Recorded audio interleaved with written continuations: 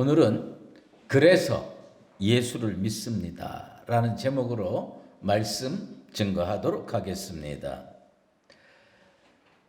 사람이 언제 제일 마음으로 힘드냐? 소외됐을 때입니다.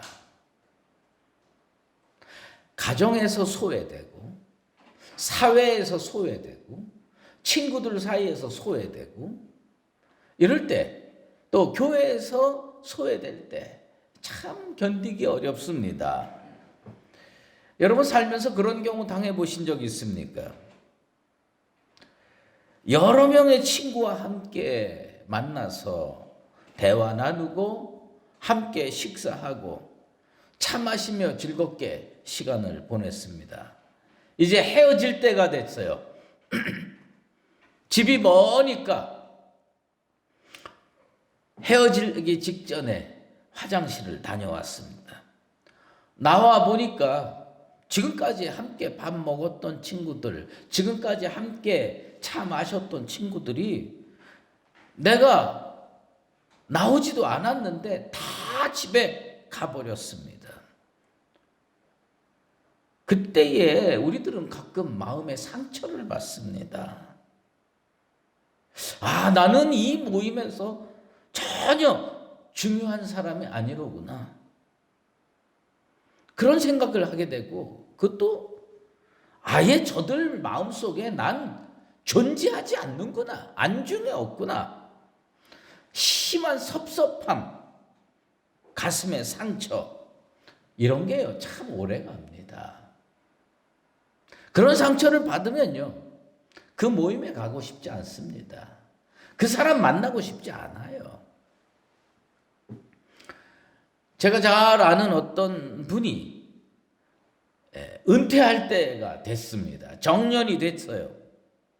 그래서 은퇴 예식에 평소에 친하던 늘 한두 달에 한 번씩 모여서 교제 나눴던 친구들이 은퇴식에 당연히 참석해서 위로해 줄 것이라고 상상을 했습니다.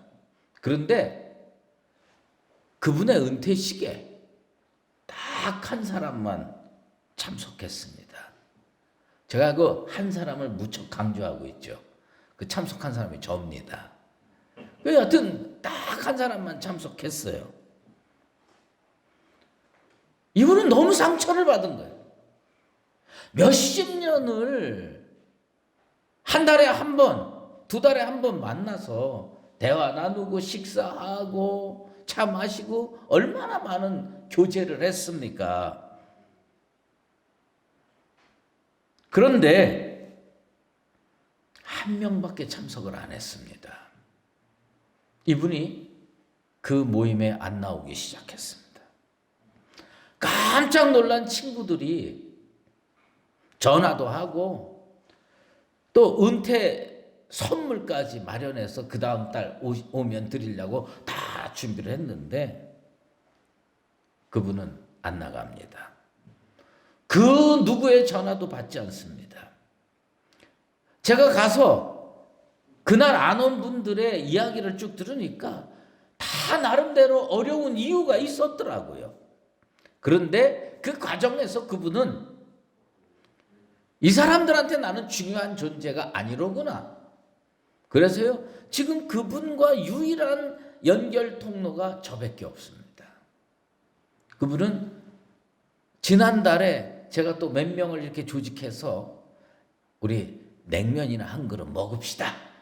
그리고 초청을 했는데 안 나옵니다. 눈치채고 안 나와요. 왜요? 이거 뻔하다 이거예요. 이게 그렇게 혼자 소외되는 거 힘듭니다. 그런데 오늘 성경 말씀에 보면 사회로부터 소외되고 가족으로부터 소외되고 모든 것으로부터 소외돼서 아주 외롭게 광야에서 들판에서 살아가는 한 사람의 이야기가 나옵니다. 거라사라고 하는 곳에 군대 귀신 들린 사람이 있습니다. 제가 쭉 조사를 해봤어요. 집에서 이 설교를 준비하기 전에 난 여태까지 이 본문으로 몇 번 평생 설교했나? 제가 한 35년 정도 목회를 했는데 내가 이게 몇 번 설교했나? 이게 해봤더니 5번 설교했더라고요. 5번 설교했는데 초점이 늘 같았어요. 그건 뭐냐면 군대 귀신 들린 사람을 예수님께서 찾아오셔서 고쳐주시고 돼지 2,000마리에게 그 군대 귀신이 가서 갈릴리 바다에 내리달아서 몰사하는 그 이야기에 초점을 맞추고 설교를 했습니다. 그런데 이번에 이 말씀을 준비하면서 또 이 코로나 시대와 우리 말씀과 이렇게 연결해서 묵상하고 기도하면서 제 마음에 아주 새로운 깨달음이 왔습니다. 이 마가복음 5장 1절에서 20절 이 말씀은 요거만 딱 띄어서 보면 안 된다. 요걸 어떻게 봐야 되냐면 4장 마지막 부분과 5장 21절 이후의 부분을 연결해서 보지 않으면 이 사건을 제대로 이해할 수가 없다. 예수님께서요, 가버나움에서 사역하시고 여러 비유로 많은 사람들에게 말씀하고 가르치셨어요. 그런데 그날 저녁에 제자들은 편히 쉴 거라고 생각을 했어요. 근데 예수님께서 제자들에게 저편으로 건너가자 명령하셨어요. 근데 여러분 지난주에 살펴봤듯이 건너가는 과정에서 큰 광풍이 일었습니다. 우리 성경에 그 광풍이 뭐냐면 미친 바람이잖아요. 바람이 얼마나 불었는지 미친 듯이 불어가지고 풍랑이 일어서 배가 뒤집어질 정도가 됐습니다. 아무튼 제자들이요, 예수님께서 바람을 잔잔케 하고 바다를 잔잔케 하고 그리고 편안히 거라사 건너갔어요. 죽을 고생을 하고 바다 건너편에 가서 거라사 지방에 도착했더니 예수님께서 이 군대 귀신 들린 거라사 광인을 치료하셨습니다. 그리고 5장 21절에 보면 뒤도 안 돌아보고 예수님께서 배를 타고 다시 맞은편으로 되돌아가셨습니다. 잘 보세요. 이 사건이 뭐냐? 밤에 예수님께서 제자들에게 바다 건너 가자. 건너갔어요. 거라사 광인, 거라사 귀신 들린 사람 고쳐주시고 배 타자. 그러니까 이 과정에서 예수님이 거라사에 간 이유는 다른 이유가 하나도 없고 그 귀신 들린 사람 한 사람 딱 고치고 수많은 제자들과 사람들 목숨 걸고 광풍 속에서 죽을 똥살똥하고 갔는데 가서 귀신 들린 사람 하나 고치고 되돌아가셨습니다. 생각해 봤어요. 여러분 갈릴리 호수를 기억하고 계실 겁니다. 갈릴리 바다가요, 이 남북으로는 20km 정도 됩니다. 그리고 동서로는 12km예요. 제일 긴 데가 어디냐면 막달라라고 하는 곳에서 거라사까지의 거리가 12km입니다. 그런데 가버나움에서 이 거라사까지 일직선으로 가면 그것도 거의 12km 정도 됩니다. 이 바다를 호수를 가로질러 가면 12km 되는 겁니다. 근데 요즘처럼 말이에요, 엔진 달린 배여서 그냥 하고 가면 그거 뭐 1시간이면 왔다 갔다 하는 건데, 이거 그 당시 갈릴리 호수에 있었던 배들은 다 노젓는 배입니다. 다 노젓는 배인데 여러분들 노져서 바다를 건너가 보신 적은 물론 없겠지만 호수 같은 거 건너가 보신 적 있습니까? 제가 이래봬도 말이에요, 저희 집사람하고 저 춘천에 가가지고 거기에 이디오피아라는 커피숍이 있어요. 거기 가가지고 말이에요, 그 앞에 그 이 그 강인데 호수처럼 생긴 그곳에서 이 저 뭡니까? 배를 노져 가지고 집사람하고 둘이서 한 시간 정도 탄 적이 있습니다. 평상시에 늘 노젓는 사람 아니니까 그랬겠지만 그 참 뭐 배라고 하는 건 아주 불평등 구조입니다. 뭐냐면 한 사람만 노젓게 돼 있어.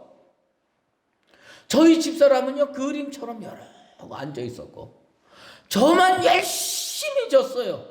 한 시간 다 짓고 그 다음에 그거 배에서 내리니까요 우선 육지에 발이 닿는데 휘청휘청하고요 팔이 얼마나 떨리는지 부들부들 떨리더라고.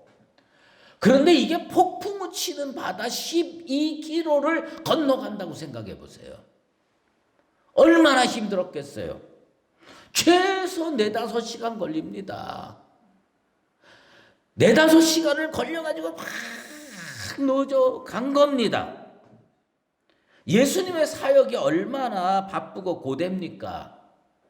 밤에 푹 자고 나서 그 다음날 해도 이게 벅찬데 예수님 계획은 뭐 밤에 갔다가 되돌아와가지고 그 다음 또 사역을 하는 겁니다. 그러니까 뭐냐면 틈틈이 자지 않으면 그 다음날 사역을 할 수 없을 정도예요. 이 제자들 입장에서 이 사건을 여러분 한번 생각해 보십시오.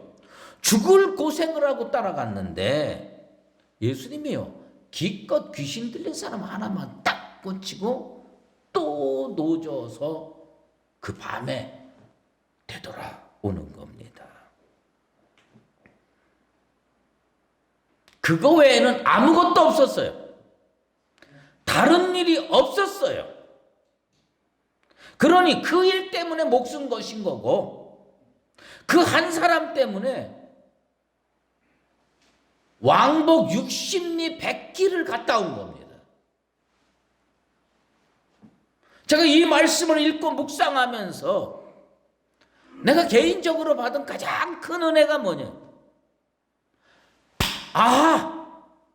예수님은 저 거라사 미친 사람을 위해서 풍랑을 뚫고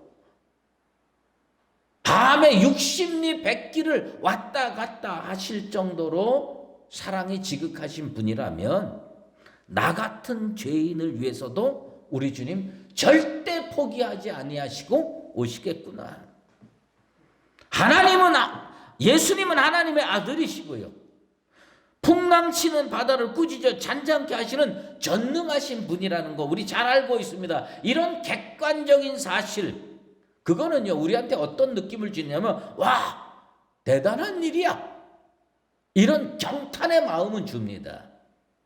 그렇다고 그게 내 마음에 큰 믿음의 흔적을 남기지 않습니다.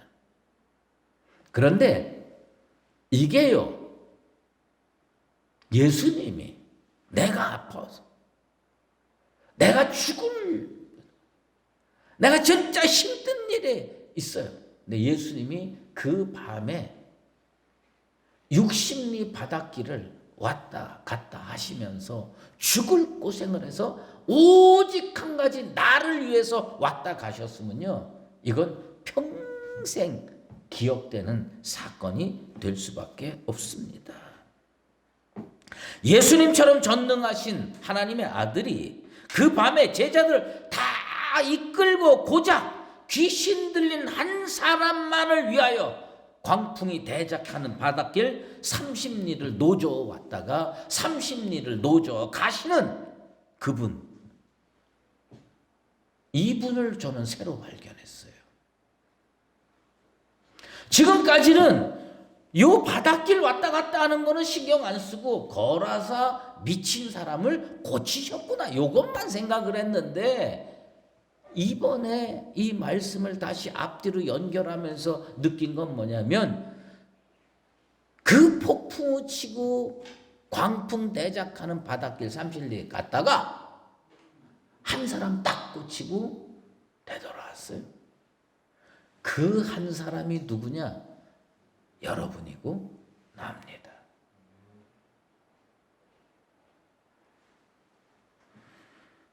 우리 주님은요, 주님께서 선포하신 복음대로 사시는 분이에요. 우리 주님은요, 주님께서 선포하신 말씀대로 사시는 분입니다. 예수님께서 잃은 양 한 마리 이야기를 해주셨어요. 어떤 사람에게 양 100마리가 있었어요. 근데 그 중에 양 한 마리가 길을 잃었습니다. 그 목자는 어떡하냐? 99마리의 양을 어디다 두냐? 산에다 둬요. 그리고 그 잃어버린 양 한 마리를 찾아 나선다고 우리 주님께서 말씀해 주셨습니다. 그러면 그 목자가 누구냐? 예수님이에요. 그 목자가 누구냐? 하나님의 아들이에요. 그런데 이것이요, 비유로 있었어요. 근데 그게 그 비유가 오늘 실제 삶에서 그대로 이루어지는 겁니다. 우리 예수님은 말씀은 그럴듯하게 멋들어지게 잘하는데 실제 삶에서는 전혀 그렇지 못하다. 이게 아니더라고요. 양 99마리 놔두고 한 마리 양을 찾아서 밤에 산을 넘고 들을 건너 강을 건너서 그 한 마리 양, 잃어버린 양을 찾아갖고 오시는 그 주님이 오늘 밤에 제자들 배 태우고 아무 말 안 하고 출발하자. 누구 찾으러 가셨어요? 거라사 미친 사람 찾으러 갔어요. 딱 고치시고 삶의 현장으로 되돌아오시는 거예요. 사역의 현장으로 되돌아가시는 겁니다. 제자들이요, 아니 무슨 우리 유다나 이스라엘의 왕이냐, 아니면 유명하고 능력 있는 사람이냐, 그래도 이해가 안 되는데 목숨 걸고 갔다 왔는데 누구 고쳤냐? 귀신 들린 사람 고쳤어요.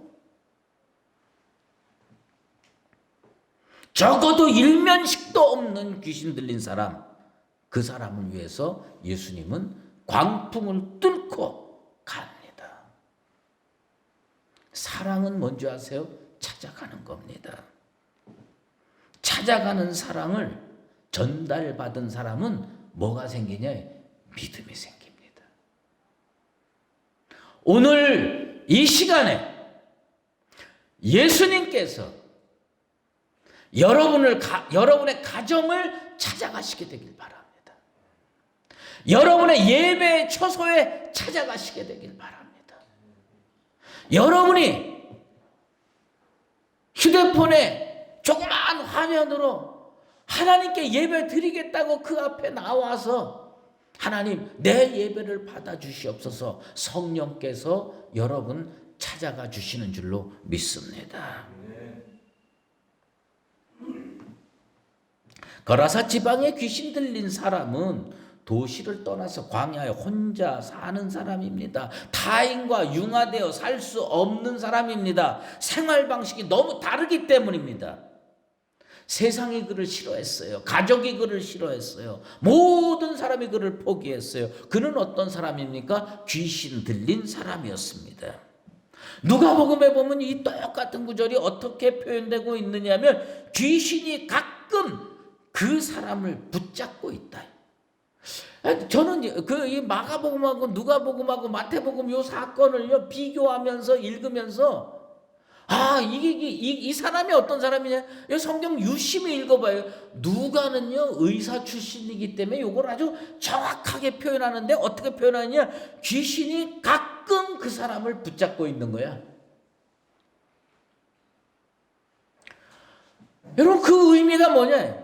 이 사람 광야에서 소외돼서 혼자 살 수밖에 없는 존재지만 하루 24시간으로 놓고 보면 열 몇 시간은 귀신 들려 있는지 몰라도 또 대여섯 시간은 제정신으로 돌아와 있을 겁니다. 왜? 가끔 귀신이 붙들고 있으니까. 그럼 귀신이 붙들고 있지 않을 때는 얼마나 자괴감이 생길 거예요. 이거 내 인생 이거 뭐냐? 쇠고랑 차 있고요. 발에 착고가 있고요. 꼼짝 못하게 사람들이 미쳤다 그러고 묶어놓고 거기다가 던져버리고 왔는데, 문제는 뭐냐? 가끔 제정신이야.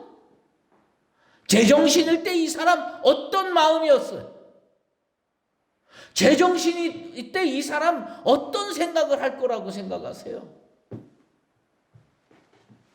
이 사람은요, 사람들은 뭐만 보냐면 귀신이 이 사람을 붙들고 있을 때만 보는 거예요. 귀신이 이 사람 붙들고 쥐고 흔들 때만 보는 겁니다. 그리고 저 사람은 우리랑 같이 살 수 없는 사람. 인간이 경험하는 최고의 질병이 뭐 여러 가지 질병이 있겠지만요, 저는요 치매처럼 무서운 질병 없다고 생각합니다. 근데 이 치매라고 하는 게 이게 참 뭐냐면 24시간 내내 치매 들려 있으면 그건 또 다른 세상이에요. 그 세계에 사는 거니까. 근데 가끔 제정신이라. 가끔 제정신 돌아올 때가 문제예요. 그때 얼마나 슬프겠어요. 그때 얼마나 힘들겠어요. 고든 맥도날드의 내면 세계의 질서와 영적 성장이라는 책이 있어요. 그 책에서 이분은 현대 세상의 사람들을요, 두 가지 사람으로 나눕니다. 하나는 쫓겨다니는 사람, 휘말려 사는 사람. 그 사람 용어로는 드리븐 피플이라고 해요. 그런데 오늘 성경에 귀신이 붙들고 있다. 그 영어가 뭐냐면 드리븐 바이 데몬. 귀신이 휘몰고 다니는 거예요. 귀신이 그 인생의 운전자가 되는 거예요. 드리븐하는 거예요. 귀신이 운전하는 거예요, 그 인생을. 근데 이게 그냥 24시간 하는 게 아니라 누가복음에 의하면 드리븐을 어떻게, 드라이브를, 귀신이 드라이브를 하는데 언제 하느냐? 한 10시간 정도 드라이브하고 그 다음엔 귀신이 안 해. 그때 이 사람은 어떤 마음으로 살까? 이거 생각하니까 너무 마음이 아픈 거예요. 예수님은 이 더러운 영에 붙잡혀 사는 이 인생을 포기하실 수가 없었어요. 예수님이 물론 전지전능하시니까 거라사 지역에 이런 귀신 들린 사람이 있구나, 그리고 제자들에게 아무 말씀 안 하고 가자, 이렇게 말씀하셨을 수도 있지만 우리 주님께서 어쩌면 말이에요, 그 가버나움에서 말씀을 증거하시다가, 비유로 말씀하시다가 은혜 받은 사람들이 자기네들끼리, 야, 이거 집에 갈 때 말이야, 우리가 거라사를 지나서 가야 되는데 거기에 어떻게 지나가지고 귀신 들린 사람 때문에 이거 무서워서 그 따로 좀 멀리 돌아갈까, 뭐 이런 얘기를 들었을 수도 있어요. 예수님께서 그렇게 들었고, 거라사에 그 사람 치료해 줘야 돼. 예수님은 어떤 분이냐? 바닷길 30리 목숨 걸고라도 가서 그 사람 고쳐주고 와야 되겠다는 그 예수님의 사랑. 이 사랑이 오늘 이 시대에, 이 코로나 시대에 교회 가지 못하고 각자 집에서 영상으로 예배드리는 여러분들 예수님이 찾아가게 되기를 주의 이름으로 축원합니다. 예수님 왜 바닷길을 30리를 마다하지 않고 풍랑을 뚫고 거라사 광인에게 찾아가셨을까? 딱 한 가지예요. 그 사람 치료하려고요. 그 목적 뭐예요? 존귀한 인생 만들어주겠대. 존귀한 인생으로 회복시켜주겠대. 이 예수님의 마음. 놀라운 일이 일어났어요. 그게 뭐냐? 제가 오늘 본문을 읽으면서 제일 그 가슴에 와닿는 게 2절 말씀인데 어떤 거냐? 예수님께서 풍랑을 뚫고 30리 바닷길을 헤치고 거라사에 찾아가셨는데 배에서 나올 때 그 귀신 들린 사람이 무덤에서 나와서 예수님을 만나는 겁니다.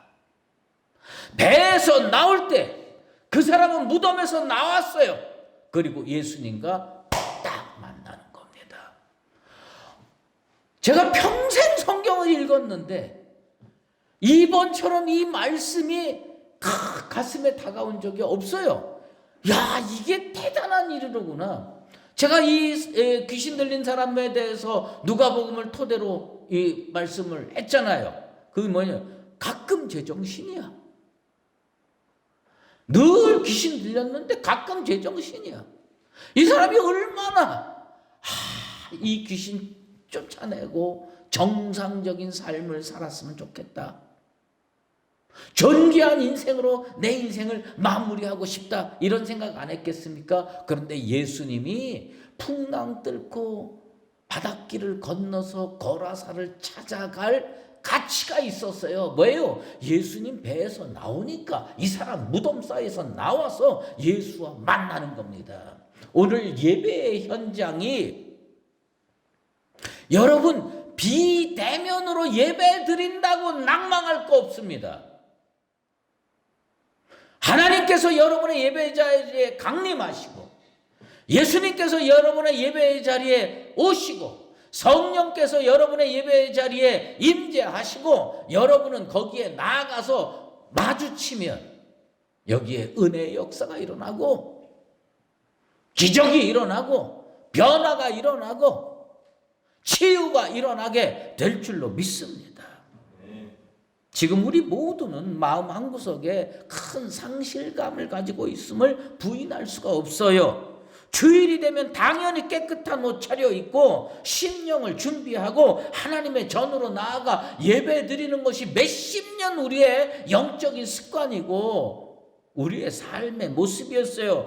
우리가 교회 찾아갈 때 우리 주님은 우리를 찾아오셔서 예배 가운데, 성전 가운데, 예배당 가운데 하나님과 우리가 만났습니다. 주일마다 성령께서 강림하셔서 은혜 충만한 예배 드렸습니다. 그런데 지금 전염병 때문에 각자 집에서 예배 드릴 수밖에 없습니다. 초대교회 때 소아시아에 전염병보다 더 무서운 뭐가 있었느냐? 박해가 있었어요. 그들이 그때 어떻게 예배드렸느냐? 가파도기아라는 데를 가보면요, 산에 굴들이 얼마나 많은지 몰라요. 그 굴들이 또 연결되고 했는데 제가 가보니까요, 거기를 뭐라고 부르냐면 카타콤이라고 불러. 그 카타콤에 이렇게 갔는데 진짜 보면요, 요거보다 조금, 요 강대성보다 조금 더 큰 그 자리가 있어요. 거기에 3명, 4명, 5명이 모여서 주일마다 예배 드리는 겁니다. 전체가 모일 때도 있지만 박해가 심해질 때는 그 카타콤 그 조그마한 데서 3명, 4명, 5명 모여서 하나님께 예배 드렸는데 믿기로는 하나님께서 그 카타콤에서 드리는 예배 받아주신 줄로 믿습니다. 그 카타콤이 어디냐? 전염병 때문에 하나님의 전에 찾아 나오지 못하고 영상 앞에다가 놓고 3명, 4명 예배 드리는 여러분의 거실이 지금 21세기 영적인 카타콤인 줄로 믿습니다. 우리 주님 강림하십니다. 우리 하나님 강림하십니다. 우리 성령님께서 충만하게 역사해 주실 줄로 믿습니다. 저는요, 왜 하나님은 이처럼 힘든 전염병의 현실을 우리에게 허락하셨을까 기도하고 질문합니다. 하나님, 왜 이렇게 어려운 현실을 놔두십니까? 허락하십니까? 제 마음속에 확신으로 다가오는 믿음이 있어요. 그게 뭐냐? 성도들 가정을 제2의 성전으로 삼으시겠다. 성도들 가정을 제2의 성전으로 삼으시겠다.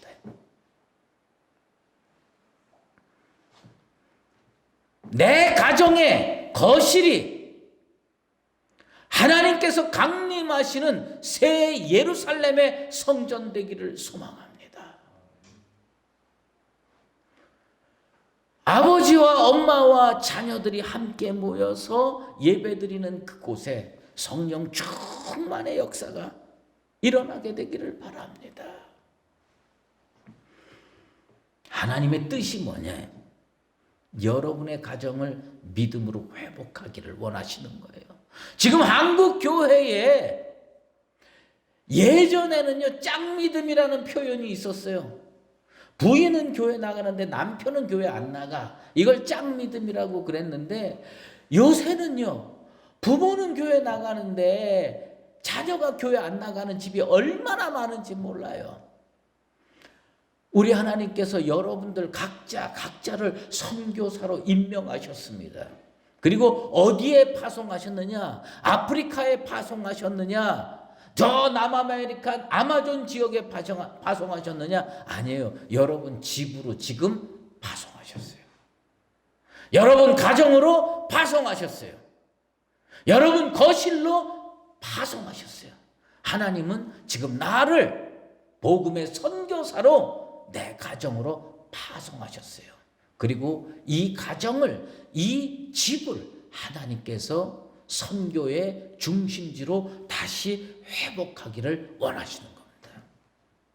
코로나 기간에 우리로 하여금 각자 집에서 가정에서 예배드리게 하는 하나님의 또 다른 뜻이 무엇인지를 깨달을 필요가 있습니다. 여러분, 놀라운 말씀이 오늘 말씀 속에 있어요. 그게 뭐냐? 귀신 들렸다가 예수님한테 치유받은 사람이요, 예수님께 요구합니다. 저 이제부터 예수님 뒤 졸졸졸졸 따라다니겠습니다. 예수님 제자로 따라다니겠습니다. 예수님 사역의 현장에 따라가겠습니다. 요청했습니다. 예수님께서 딱 거절하셨어요. 그리고 예수님이 하시는 말씀이 있습니다. 집으로 돌아가. 집으로 돌아가. 그리고 집에 가서 뭐 하냐? 간증해라. 하나님이 너를 어떻게 치료해 주셨는지, 예수님이 너를 어떻게 치료해 주셨는지 그거 집으로 가서 간증하라는 거예요. 이 전염병을 통해서 하나님이 이 고통 중에 있는 우리들에게 무슨 말씀을 하시는가? 집으로 돌아가서 간증하라는 거예요. 집으로 돌아가서 다시 자녀들과 손 붙들고 기도하라는 거예요. 예배를 회복하라는 거예요. 신앙을 회복하라는 거예요. 믿음을 회복하라는 거예요. 성령을 회복하라는 겁니다. 오늘 이 시간 여러분 예배드리는 그 거실이 마가의 다락방 되기를 축원합니다. 성령 충만한 믿음의 예배당 되기를 바랍니다. 17세기 스페인 사제였던 발타자르 그라시안이라는 사람이 있어요. 이 사람이요, 거기에 서지 말라, 어디에 서지 말라라고 하는 유명한 경구를 하나 얘기했어요. 그게 뭐냐면 화집점에 서지 말라. 뭐예요? 화집점에 서지 말라. 화집점이 뭐냐? 화가 집중되어 있는 장소. 화가 집중되어 있는 장소에 서지 말라요. 쉽게 얘기하면 예배당에 서 있는 게 옳겠습니까? 아니면 이태원 그 춤추는 클럽에 서 있는 게 옳겠습니까? 어쩌면요, 하나님이 보실 때는 그 이태원의 클럽, 어디 또 죄 짓는 자리 이런 거는 이 사람 표현은 뭐냐? 화가 집중되어 있는 점. 그래서 제가 그 말씀을 그 경구를 생각하면서 집에서 바꿔버렸어요. 뭐냐? 우리는 부정적인 말은 얼마든지 외울 수 있지만 우리 속에는 또 긍정적인 표현을 바꿔서 생각해 볼 필요해요. 그래서 제가 이거 바꿨습니다. 뭐라고 바꿨냐? 한번 따라해 보십시다. 발음이 조금 따라하기 힘든데 복집점. 네, 발음이 좀 어려워요. 복집점. 그게 뭐냐? 복이 집중되어 있는 장소. 복이 집중되어 있는 장소. 여러분의 거실이 하나님의 복이 집중되어 있는 장소 되기를 축원합니다. 초등학교 6학년 어떤 여자 어린아이가 방송국에서 질문을 했어요.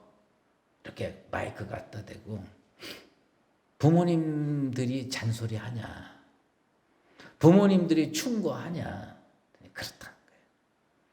그래서 그 방송국 사람이 그 초등학교 6학년 어린이한테, 여자 어린이한테 뭐라냐면 잔소리와 충고의 차이점이 있냐 그랬더니 그 여자애가 또랑또랑하게 이렇게 대답을 하더라고요. 차이가 있다 이거.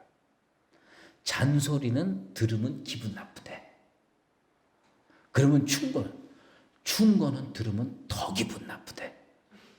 근데 우리들은 어떻게 사냐면 자녀들하고 만나서 맨날 뭐 하냐, 잔소리 아니면 충고만 하는 거예요.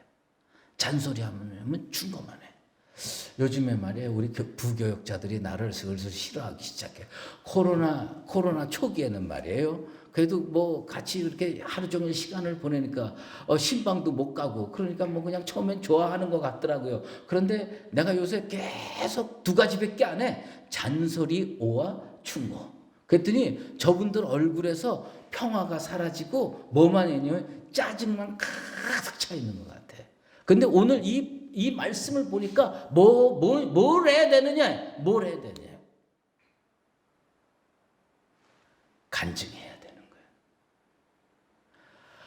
주님이 이 거라사 광인을 치료해 주신 이유는 뭐냐? 집에 돌아가서 간증해라. 그래서 그곳이 믿음의 처소가 되고, 그곳이 축복의 처소가 되고, 그곳이 선교센터가 되고. 우리 하나님 이 코로나 시대에 무엇을 원하실까? 내 가정이 믿음의 장소로 다시 거듭나길 원하시는구나. 내 거실이 성령 충만한 마가의 다락방이 되기를 원하시는구나. 사랑하는 수유제일교회 성도 여러분,